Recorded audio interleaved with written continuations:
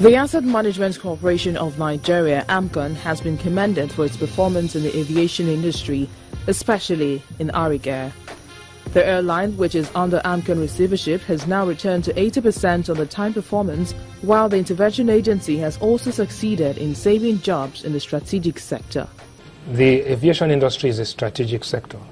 You cannot let it go to the wall. So essentially 65% of domestic capacity between Aero and Arik are in receivership. Receivership to the extent that AMCON is supporting it. AMCON has bailed them out.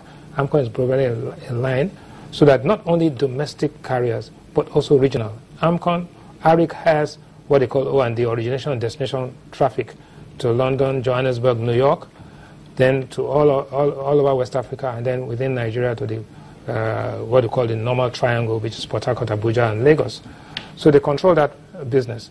Since AMCON took over Arik, they reduced the network, made it more efficient. The on-time performance of Arik has improved by almost 80%. So Arik was perpetually and consistently late, and they had a knock-on effect throughout the day.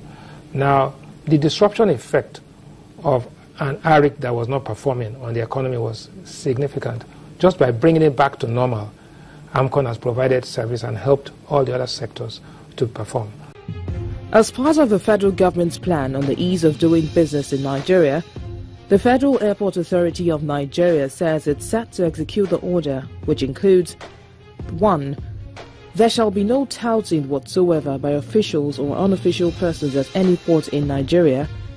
On-duty staff shall be properly identified by uniform and official cards.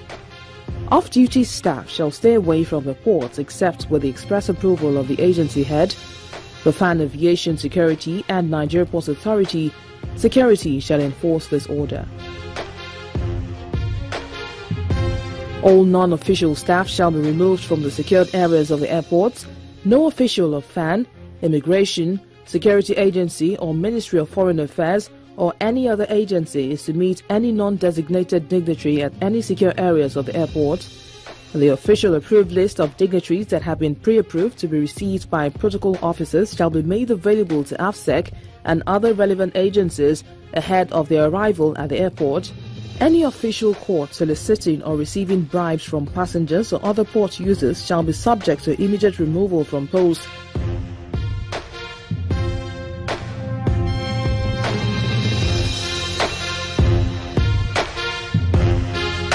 The Airport Authority says it's encouraging passengers and airport users to cooperate with FAN officials saddled to carry out this responsibility.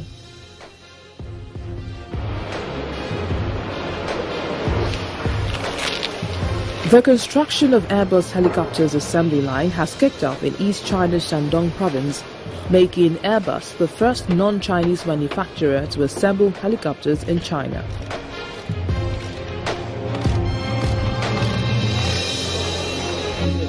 The deal of constructing the assembly line was reached between China and Germany during German Chancellor Angela Merkel's visit to China last June.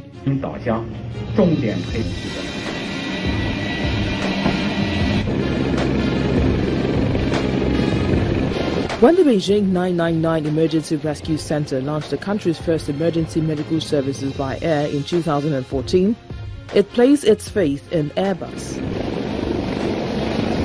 Plant is delivering 40 to 70 helicopters depending on the years for the worldwide market. So with a capacity up to 36 helicopters, it shows a dedication to a very significant volume of helicopters. But we're looking at the beginning, so we have to do step by step, and we'll be looking for success with the first volume.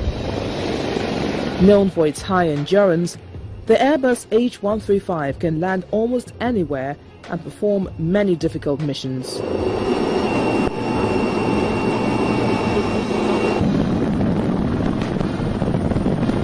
As part of the €1 billion deal, Airbus helicopters will supply 100 of those choppers to the local consortium in Guangdong, which also holds 49% partnership share.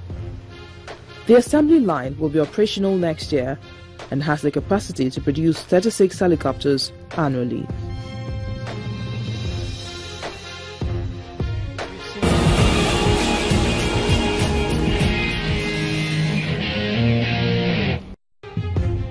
This is the International Helicopter Flying School in Enugu, southeast Nigeria.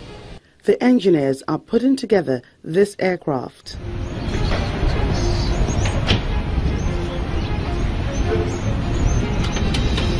The Robinson 66 aircraft is used to train students, and just before takeoff, it goes through a routine check.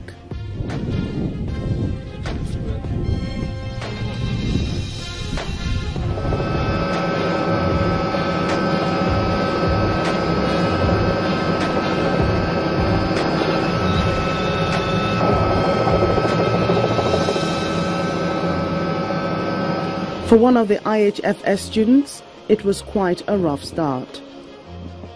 It's actually very challenging for somebody that read pole science arts coming to do helicopter flying. But the school has been able to break a lot of things down to my own knowledge. They've been able to break every bit, every subject down so that even an art student understands everything in detail. But for Matthew, it's a different story. Before we came to this school, we actually had some training on different platforms. So coming to this place, helicopter is a very different thing entirely compared to fixed wing aircraft. So at first we had a few challenges because there are some things that we do there while we're training on the fixed wing that you can't do here, but because we're used to it there, we tend to muscle memory, we tend to do those things which are actually maybe dangerous. At the Nigerian College of Aviation Technology, Zaria, Kaduna State, northwest Nigeria, being a pilot has always been a dream for these students. Most pilots are known to be male, but this lady is here seeking to join the league of female pilots. And I did it as what a man can do. A woman can do far more better. So there's no limit. I've seen female pilots, and our previous rector here was a female. That also encourages me to come into the profession. It was scary at first when you go, and when you're being cleared solo.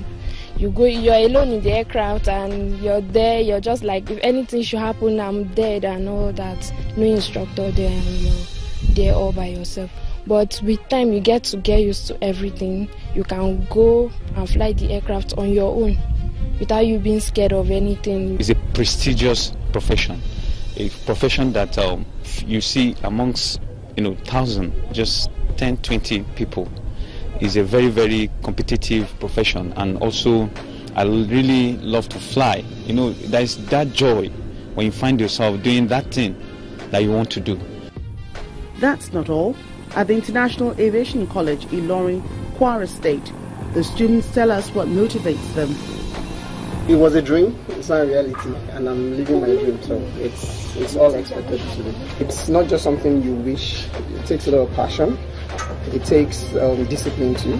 So it's as much as you love what you want to do, you have to work hard for it. So that's what my rector told you. But we were 12 at the beginning, not everybody graduated. So there's that effort you need to put in before you get to where you're going. It was a dream from my childhood since when I was in primary 3. I've been dreaming about piloting. And I'm very, very fortunate for me. Immediately when I grew up, then God made me a pilot. There are many people that still want to be pilots, and they hope that the federal government will match words with action by creating an aviation university where individuals who aspire to fly can begin to actualize their dreams.